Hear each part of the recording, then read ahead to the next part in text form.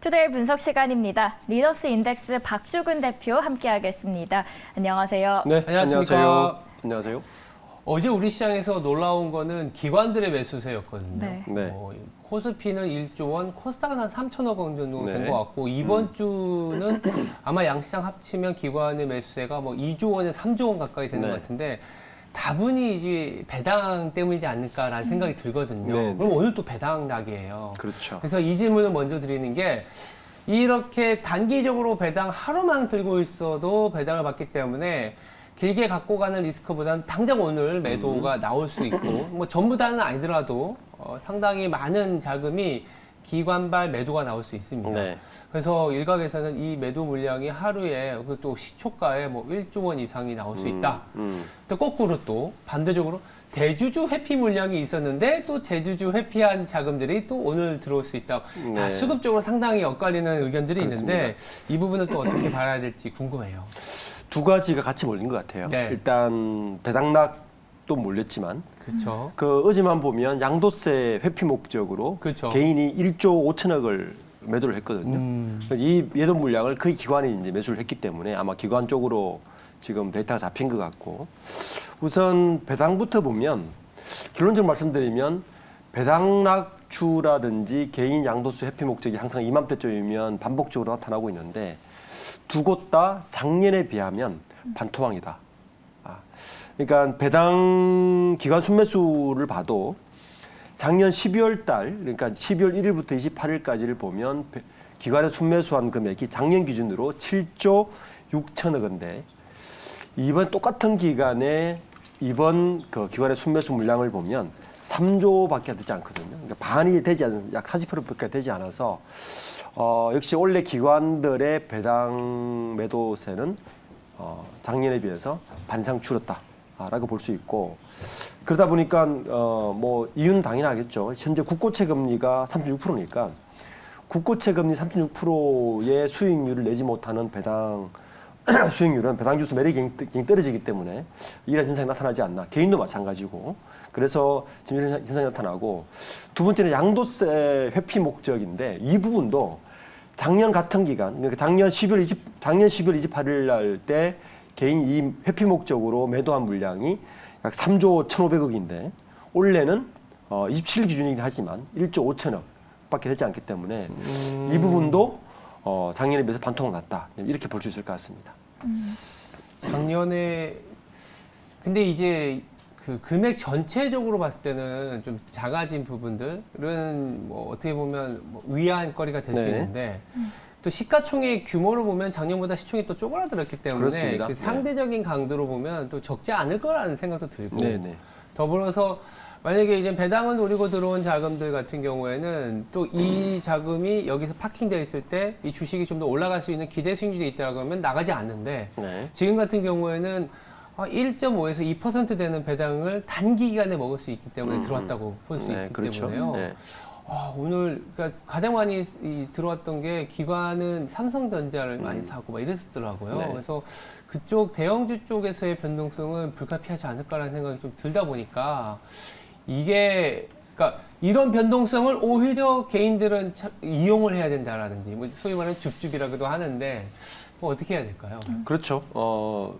잘 지적하셨는데 네. 기관들은 어차피 뭐 단기간에 26%면 사실은 뭐 국고채 36%보다 훨씬 높은 거죠. 그렇죠. 굉장히 높은 거죠. 맞아요. 그리고 만약에 그 단기간에 노린 자금이라면 배당락이 끝났을 때 바로 뱉어내겠죠. 그러니까 그러니까요. 이럴 때 사들였을 때 과연 수익률을 보존할 수 있을까라는 건데 만약 기관들이 지금 그 개인 양도세 회피 목적 마찬가지거든요. 네. 그러니까 기관들이 이걸 받아냈지만 개인들이 그 기준으로 뭐 10억 미만, 3억 미만으로 일단 줄여놨다가 다시 그 주식을 사들일 수 있기 때문에 요 기회를 잘 포착하는 것도 어떻게 보면 또 다른 기회를 노릴 수 있지 않나. 그러니까 배당락을 노릴 수 있는 거는 1월달 한시적으로 이런 좀 저가가 떨어질 때 받아내서 약간의 수익률을 챙길 수 있는 것도 아주 중요한 포인트인 것 같습니다. 그러면 소위 줍줍 뒤에 대한 저희는 어디를 보면 될까요? 견해가 두 가지가 있는 것 같아요. 그러니까 배당으로 몰렸던 것에 주는 것도 있고 오히려 배당락을 하지 않은 것을 주는 것도 방법이지 않나라는 일각의 의견도 있더라고요. 반대 전략으로. 배당락이 발생하지 않은. 그렇죠. 네, 오히려 그 종목을 주는 것도 지금 같은 시기에는 전략이지 않나. 그러니까 예년 같았으면 늘 예년 같았으면 사실 이런 패턴은 반복적이었잖아요. 배당락을 가져왔을 때 패턴했을 때 주어서 차익을 노리는. 근데 지금은 워낙 경기 자체가 하강 국면이고 전체적으로 떨어지는 국면이기 때문에 오히려 배당락을 하지 않는 종목도 조금 픽업을 하는 것도 지금으로서는 전략이 아닌가라는 견해도 있습니다. 네. 지금으로서는 배당락을 하지 않은 쪽도 한 번쯤 눈여겨보면 좋겠다라고 정리를 해보도록 하겠습니다. 두 번째 이야기는요. 이것 때문에 또 시장이 좋았다라는 말을 할 정도로 어제 중국 리오프닝이 또 키워드였습니다. 네. 저는 개인적으로 두 가지 생각이 들었는데요. 아, 이거 지금 들어가기에는 너무 늦은 거 아니야 라는 생각이 들면서도 한편으로는 지금이라도 들어가야 되나라는 생각이 들었거든요. 그리고 그 안에서는 뭘 봐야 될지 하면 또 요즘 여행 많이 가니까 여행주를 봐야 되나 아니면은 어제 또 핫했던 큰 시세를 냈던 화장품 쪽을 봐야 되나 아니면 뭐 면세점을 봐야 되나 여러 가지 생각이 드는데 저희 지금 들어가도 될지 그리고 지금 들어간다면 어떤 쪽으로 봐야 될지 여쭤볼게요. 중국 참 어렵습니다. 그 리오프닝 준도 제가 제 기억에 이야기를 한 지가 꽤 된 것 같은데 이번에는 저는 방점은 어제 26일 발표한 그 중국 정부 방침의 그 문구 중에 하나가 뭐가 있냐면은 질서 있게 중국 국민의 해외 여행을 회복한다는 문구가 들어가 있어요. 저는 여기에 좀 방점을 찍었으면 좋겠습니다. 그러니까 중국인들도 마찬가지지 않겠습니까? 우리나라가 지금 그 여행이 풀리자마자 굉장히 러시가 일어나고 있지 않습니까? 지금 공항에. 그러니까 요 중국인도 저는 마찬가지라고 봅니다. 그러니까 중국 그 해외여행을 그냥 묶어놨다가 이제 오프닝을 하고 있다면 어디가 혜택을 볼까? 단적으로요. 호텔 신라 같은 경우는 2019년도 실적을 보면 전체 실적 중에서 무려 75%가 매출 비중이 소위 말하는 따입국 매출입니다. 보따리식 매출이에요. 그러니까 면세점 매출은 거의 코로나 이전으로 돌아가 보면 약 70% 이상들이 다 중국 매출로 일어났기 때문에 그렇다면 중국인들이 여행을 하기 시작하면 어디가 호재가 될까라는 건 명백해지는 거죠. 자, 그러면 면세점이 일단 올라갈 것 같고요. 지금도 저는 늦지 않다고 보고 있고요. 두 번째는 이 면세점이 풀리면서 같이 풀리는 건 사실 화장품이라는 거는 이제 부인할 수 없을 것 같습니다. 당장 어제 27일 어제만 해도 LG생건 37% 올랐죠. 네.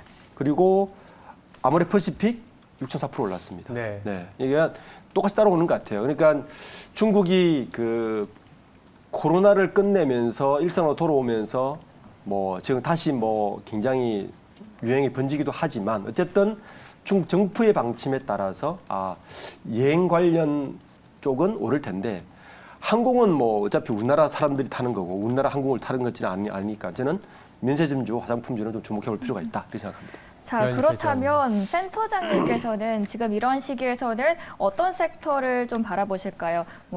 예상되는 섹터가 하나 있긴 하거든요. 카지노 쪽 카지노? 좋아하시니까. 그러니까 이제 어제 미국 시장에서도 윌 리조트나 라스베가스 샌즈 같은 카지노 업종이 좋았는데 이게 어제 이제 앵커 브리핑에서도 말씀드렸지만 지금은 수요가 둔화되고 있다 보니까 상대적으로 매출이 성장하는 쪽에 눈길이 더 가고 있거든요. 네. 근데 눈길이 가다 보니까 2차 전지 쪽 갔었는데 이제는 성장 자체가 좀 둔화된다는 얘기를 하고 있어요.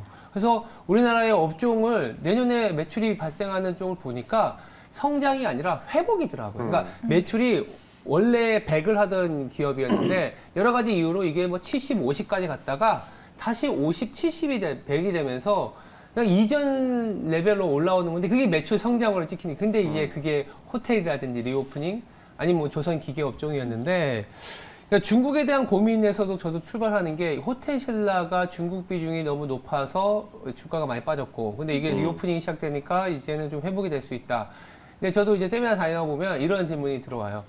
야, 이러다가 갑자기 또 막는 게 중국이야. 그렇죠. 갑자기 중국 한두 번 속아봐? 막 이런 얘기가 있어갖고, 야, 이거 중국 고민이 되는데, 저는 그러면 일단 전인대까지는 끌고 가지 않겠습니까? 라는 얘기는 드리거든요. 3월이잖아요. 네. 이런 부분에 대해서는 또 어떻게 우리가 대응을 해야 될까요? 그러니까 그 전인대도 이야기를 하지만 사실은 저는 그 지난해에 올해에 그 시진핑의 재집권으로 3연빙이 됐죠. 예 거의 뭐 다 종결됐다. 전인대는 아. 이전의 전인대만큼 효과는 없을 것이다는 없을 것이다. 분명하고 이제 중국 시진핑의 재집권 이후에 중국의 형태는 어쨌든 경제를 부흥시켜야 되는 게 들어가 있어요. 네. 이게 들어가 있기 때문에 저 잘 보시면 지금 중국 상황이 풀어줬더니 엄청나게 유행이 번지지 않습니까? 네. 의약품 품까지 발생하면서 그렇죠. 네. 그런데도 불구하고 중국이 이 정도로 다시 오프닝을 하겠다, 엔드 코로나를 하겠다는 이야기는 중국 경제에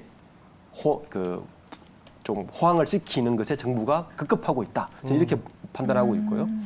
그래서 여행까지 풀어주겠다는 이야기고 정부에서 이런 방침으로 간다면 내년에는 코로나 상황이 이래나 저래나 글로벌하게 맞춰서 글로벌 스탠다드에 맞춘다 보면 중국 여행은 풀어질 것은 분명하다. 저는 이렇게 판단하고 있습니다. 네. 근데 그렇다면은 이 본격적인 리오프닝 효과를 언제 볼 수 있을지가 궁금해지는데 증권가에서 보기를 내년 춘절을 분기점으로 해서 만약에 이 확진자 아니면 치사율이 급증한다면 거기에 다소 차질이 생길 수 있지만 오히려 치사율이 낮아진다면 생각보다 더 빠르게 경기 회복이 일어날 수 있다라는 분석이 나오고 있는데 네, 그렇습니다. 대표님께서는 그 시기를 언제쯤으로 예상하시나요? 저도 춘절로 보고 있습니다. 춘절이 정확한 분기점입니다. 그러니까 춘절 때 만약에 중국의 여행이 그대로 붐이 일어나고 한다면 저는 그 탄력을 받아서 계속 갈 것이다. 그러니까 춘절이 굉장히 중요한 분기점이 될 것 같습니다. 알겠습니다. 이게 이래저래 내년 말이 중요하네요. 1월 네. 21일로 알고 있는데 그렇죠. 우리 이제 설 연휴가 네. 춘절도 그때부터 시작이 되고 중국 모멘텀 또 1월 말엔 또 FOMC 있고